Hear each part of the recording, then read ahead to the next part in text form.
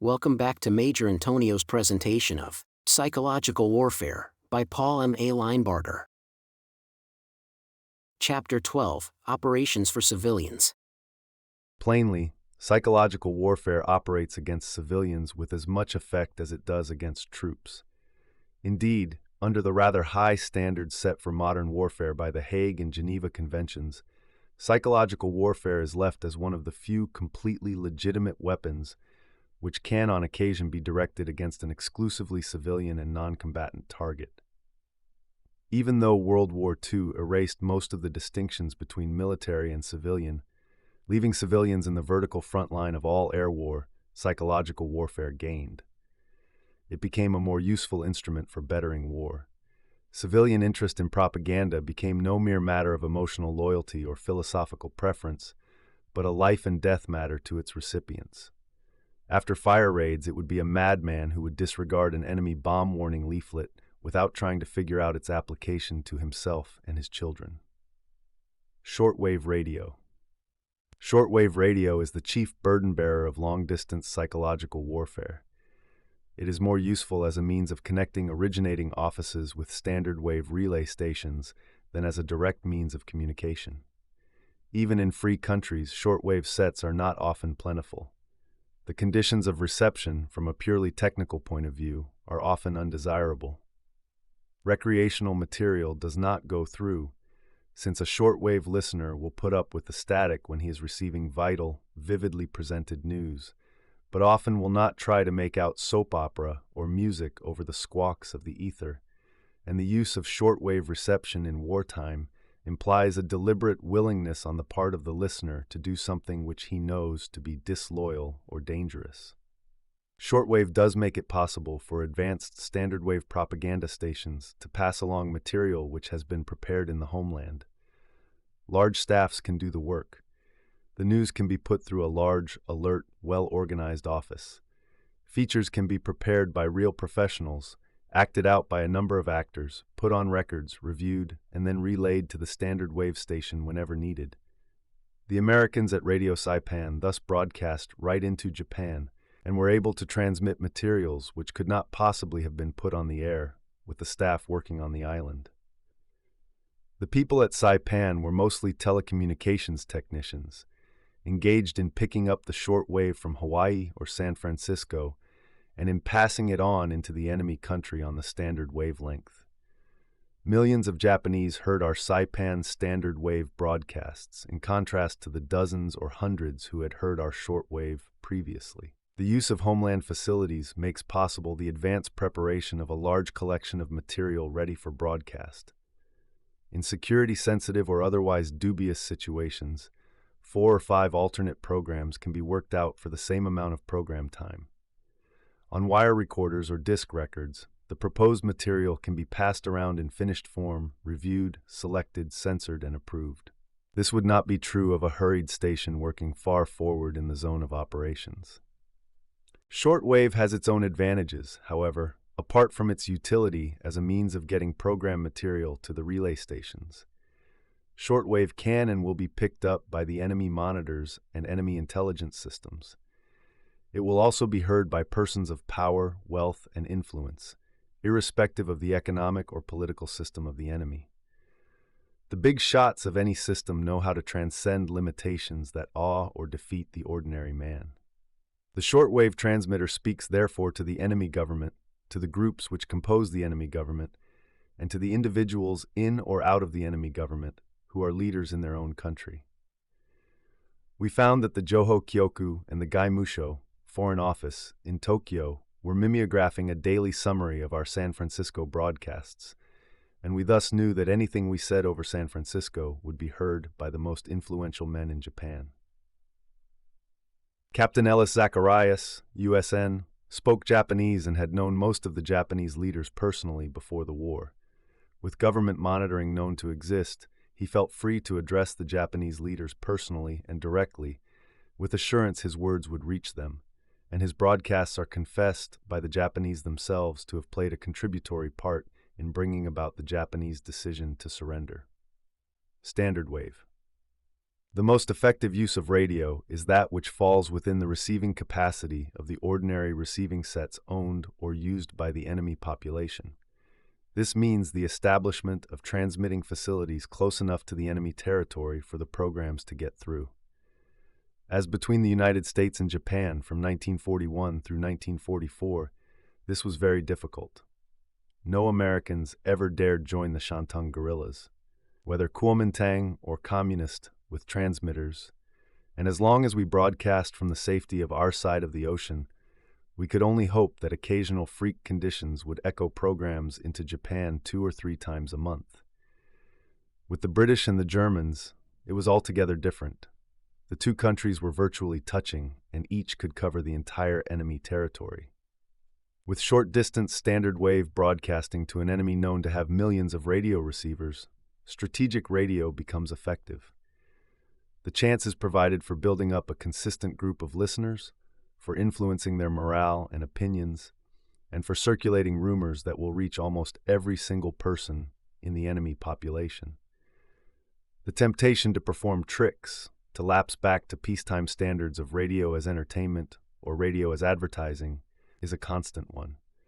The propagandist knows that he is being heard, and he fears that his audience will lose interest if he does not stimulate them with a brilliantly variegated series of programs.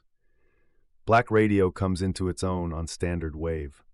The British could put the mysterious anti-British, anti-Hitler broadcaster Gustav Siegfried Eins on the air, with his rousing obscenities, his coarse but believable gossip, his wild diatribes against the Allies and against the Nazi scum who got in the way of the glorious German army. He was so good that for a while even American Propanol thought he might be a spokesman for the saucier members of the Wehrmacht General Staff. The Germans could broadcast proletarian propaganda on the Lenin Old Guard station, foaming at the mouth whenever they mentioned the crazy, vile, fascist swine Hitler, and then going into tantrums because the Communist Party needed all the brave, glorious leaders who had been murdered by the fat bureaucrat Stalin.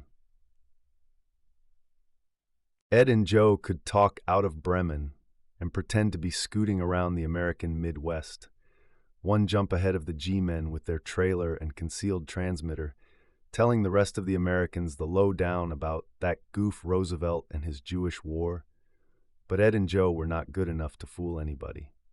Black radio is great fun for the operators, but its use is often limited to a twisted kind of entertainment designed to affect the morale of dubious groups. It leaps to sudden importance only in times of critical panic, when it can add the last catalyst to national confusion, precipitating chaos. The beginning and end of standard wave transmission is news. News uses standard appeals. It should be factual, but selectively factual. Repetition of basic themes is much more important than the constant invention of new ones. The propaganda chief has nothing to do, day in and day out, but to think of his own programs. He becomes familiar with them and bored by them. He visualizes his propaganda man as a person who hears all transmissions and is understandably bored by them, overlooking the interruptions that listeners face, the long gaps between the programs they hear, the weather interference, the static, the police measures. Even with peacetime facilities, tremendous simplicity and repetition are needed to convey advertising on the radio. In wartime, repetition is even more necessary. It serves the double function of driving the theme home to listeners who have heard it before, while broadening the circle of listeners with each transmission. A point of diminishing returns is soon reached, but even diminished returns are often rewarding. The hardest to reach people are sometimes the ones it is most important to reach with a simple, basic, persuasive item.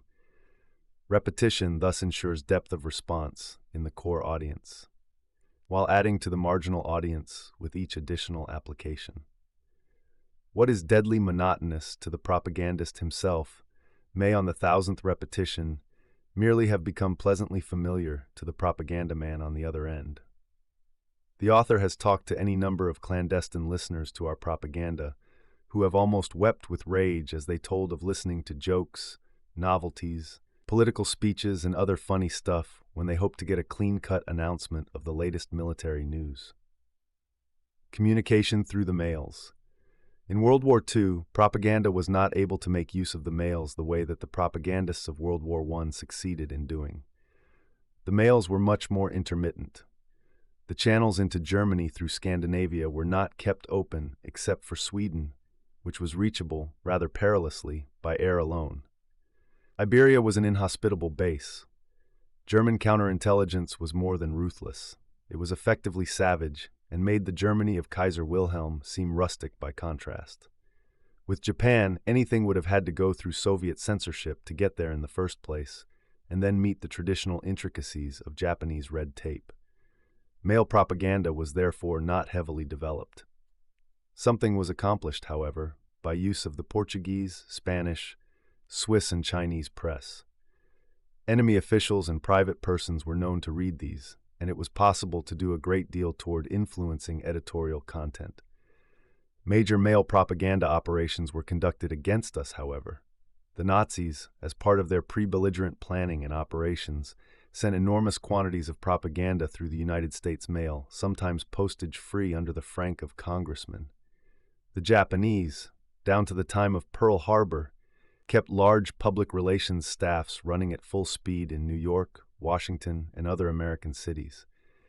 They helped their American friends with money and by heavy purchase of copyright material friendly to Japan, thus making it unnecessary for any author to report himself as a Japanese paid agent.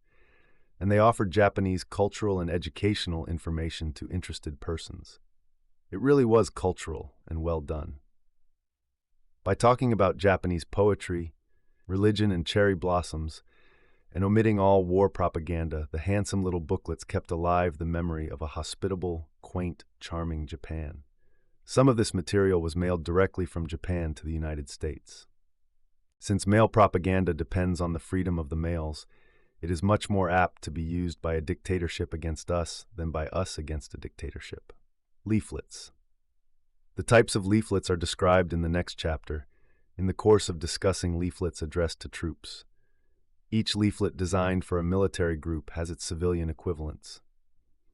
In addition to the military types, overt propaganda leaflets for civilians should include 1. Communications from the legitimate authorities, whether government in exile, underground, or friendly quisling of the civilians addressed. 2. Newspapers in air format, reduced in scale, but with a heavy proportion of the normal peacetime features of the audience's own press. 3. Novelty materials appealing to children, who are apt to be among the most industrious collectors of leaflets, disseminating them far and wide with less danger of reprisal from the occupying power or the police than adults might face. Good adult leaflets are as interesting to children as are leaflets especially designed for them. The use of color printing, vivid illustrations, pictures of air battles, how it works, diagrams of weapons, and so forth may reach the teenage audience best if it gives no indication of being aimed at them. 4. Gifts, soap, salt, needles, matches, chocolate, and similar articles dropped to civilian populations. This demonstrates the wealth and benevolence of the giver. Countermeasures to enemy use of this type of propaganda consist of dropping a few duplicates of his gifts, containing poison ivy soap, nauseating salt, infected-looking needles, explosive chocolate, etc. The Germans are reported to have followed this procedure against the American air gifts dropped to Italy and France. With the avoidance or the spoilage of gifts, the propaganda effect becomes so confused that both sides find it worth desisting for a while. 5. Appeals to women. Women statistically are around 50% of the population of any country. With the diversion of men to fighting operations, the percentage of women in the home population rises, and in wartime it may become 60% or 70%. They face social and economic problems much more immediately than do men, because the responsibility for maintaining homes and children normally falls on them. Evidence of humane intentions, of reluctance to wage the most cruel forms of war, of attempts to help civilians escape unnecessary danger, can bring women into the participating enemy group for relaying propaganda. Pamphlets.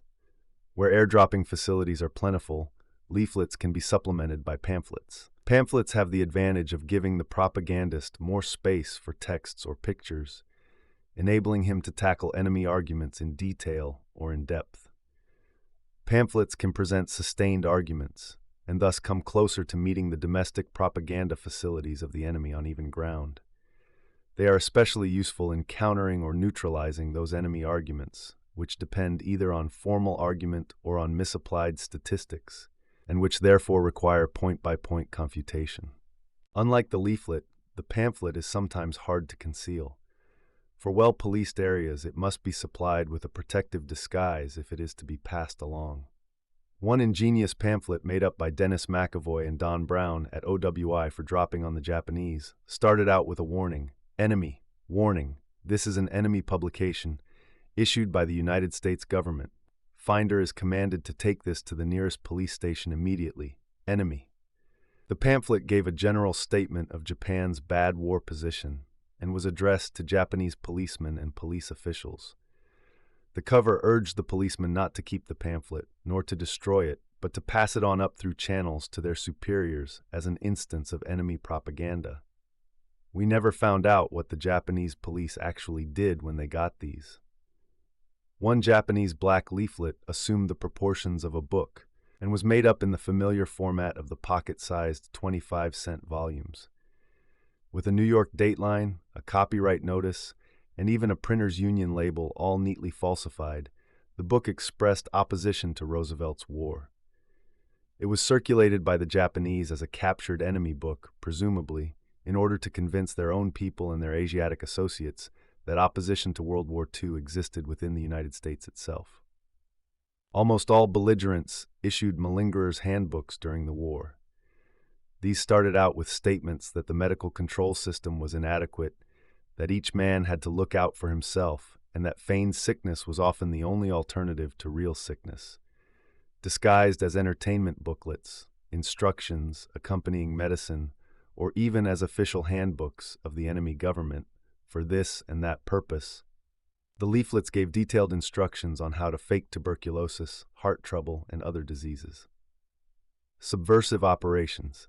Propaganda to friendly civilians whose country has been overrun by the enemy can be effectively promoted by collaboration with local patriots, unless political considerations prevent such collaboration.